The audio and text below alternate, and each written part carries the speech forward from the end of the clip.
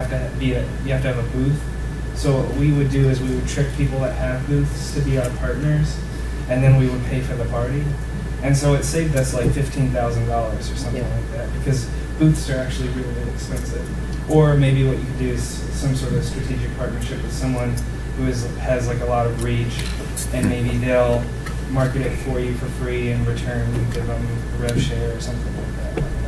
Just try to think as many ways as possible to not spend money. Well, you guys, Gamer DNA in particular has the benefit or the burden of, you guys have to be about viral, right? I mean, you have people and they're connecting with other people on Gamer DNA.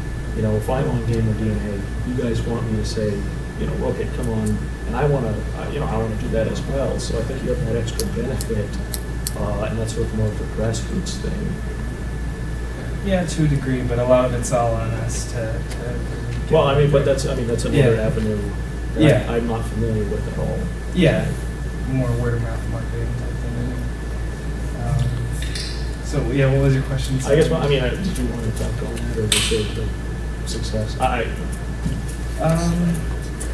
We do have things built into the system, so like we try to get people to tweet things or Facebook status updates, and that can help. Yeah, occasionally I see tweets about our game by automatically done by Gamer DNA because someone's playing. Yeah, so we try to. I'd be happy to talk to any of you guys of ways like we could get you guys into Gamer DNA. Is it integrated with Twitter and Facebook? Like, do things happen automatically, or is it just that you have a front end inside of Gamer DNA? Because I admit I've only looked at it a couple times. Yeah. I just set up a username on it a couple days ago.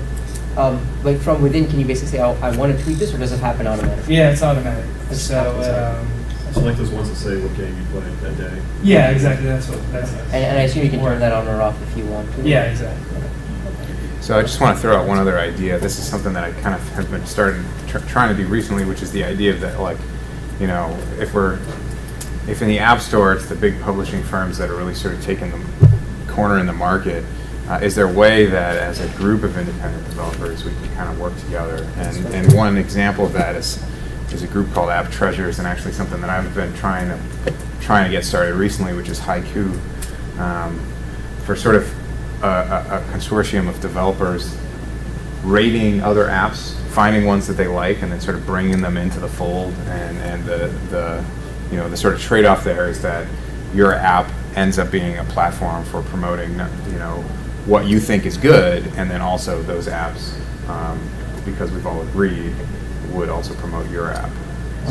So sort of that kind of, because one thing I've noticed, especially in the App Store, is that when you look at in a particular category, there are these kind of little fiefdoms. Like, for example, in the one that I'm currently battling in, which is the board game space, there's a particular company called Eurocenter that has 3 or 4 different apps that are all sort of cornering that top 5 things. And they've got their checkers app, they've got their tic-tac-toe app, they've got their chess app, and they all talk about themselves, and they all have light ones. So it's sort of like there's multiple channels of reinforcement for that particular company to kind of cross-market their different games.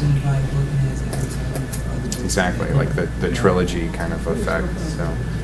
So it's difficult because on the one hand, they all have their company name associated with all that. So there's a very direct channel to send that message through the App Store. How is it in the iPhone App Store? Is there, if you buy an app, is there a link where you can look at the other apps from that vendor? You don't actually have to buy it to see what other apps a company has made, but oftentimes companies will include sort of marketing within their game, a little button that says more, but and you click on that. Can you see the list of games from that? Yeah, yeah, you can do that. You can search. Yeah. You don't have to search by the game name, you can search by company name, right. That. Yeah. I'm actually curious to know, like, did you intentionally go into your project saying that you wanted to make a free game, or at one time was it? My project, the goal was like a couple months and just see what this whole App Store thing is about. So I really intended to kind of use this as just an experiment to get into publishing apps for the iPhone, and not even publishing apps for the iPhone, just as an experiment to kind of play with having my own software out there and available for digital download to kind of launch me more along that path. because I really, I work 50%. I work 20 hours a week for a large nonprofit government research and development company, and I do, I'm doing a research on air traffic control display for the year 2025. Whatever, I've got 2 years of funding at $50,000 or $500,000 to do this. Like, what does that mean? I mean, it's very abstract. So I wanted to have something that I owned, and I wanted to be able to work on something. And I'm sure I'm preaching to the choir here because there's a lot of indie folks here. So, I want to be able to take my effort and roll those back into something that I could call mine. I think you raise an excellent point when you talk about sort of stepping back and not being beholden to publishers or any one particular publisher. Because even if Steam is really good, even if Valve is really good to us now, what if they decide to do 60% next year, 50%, 40%? What if they don't allow us to use the word pornography in the title or whatever? What if Steam becomes the App Store? Yeah, pretty much. Well, exactly. So I think the ideal is to do what you're doing, band together. Well, I am also in the App Store, which... Well, I mean, you have to be, otherwise you're not going to get... Yeah. It's ridiculous, though, what kinds of restrictions that imply. I want to mention two things real quick before I forget and before we're done. The one was another possible networking opportunity into getting more...